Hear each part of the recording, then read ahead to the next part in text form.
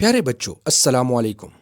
آج کی قسط میں ہم دین اسلام کے ایک خوبصورت پرومس یعنی عہد کلمہ شہادت کے بارے میں سیکھیں گے۔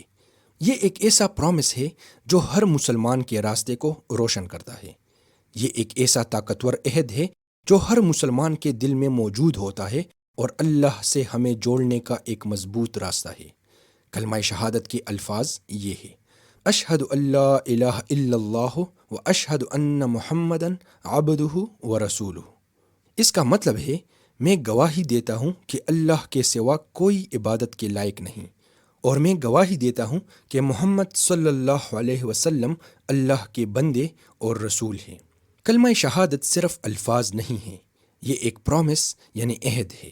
یہ ایمان کا اعلان ہے جو ہماری آئیڈینٹی یعنی شناخت کو بیان کرتا ہے۔ یہ اللہ کے ونس یعنی وحدانیت اور حضرت محمد صلی اللہ علیہ وسلم کو اللہ کا رسول قرار دینے کی تصدیق کرتا ہے، اور یہ کلمہ ہمارے ایکشنز یعنی اعمال اور انٹینشنز یعنی ارادوں میں رہنمائی کرتا ہے۔ کلمہ شہادت کو اپنانے کا مطلب ہے ایک ایسی زندگی گزارنا جو محبت، سچائی اور احترام سے بھرپور ہو۔ کلمہ شہادت کی وجہ سے ہم ایک سچا دوست، اپنی فیملی سے محبت کرنے والا اور ایک اچھا پڑوسی بننا بھی سیکھتے ہیں، کیونکہ ہم ہمیشہ اللہ سے کیے گئے اپنے پرومس یعنی عہد کا خیال رکھ رہے ہوتے ہیں۔ اور اسی طرح پیارے دوستو، کلمہ شہادت ہمارا رہنمائی کرنے والا سٹار یعنی ستارہ ہے۔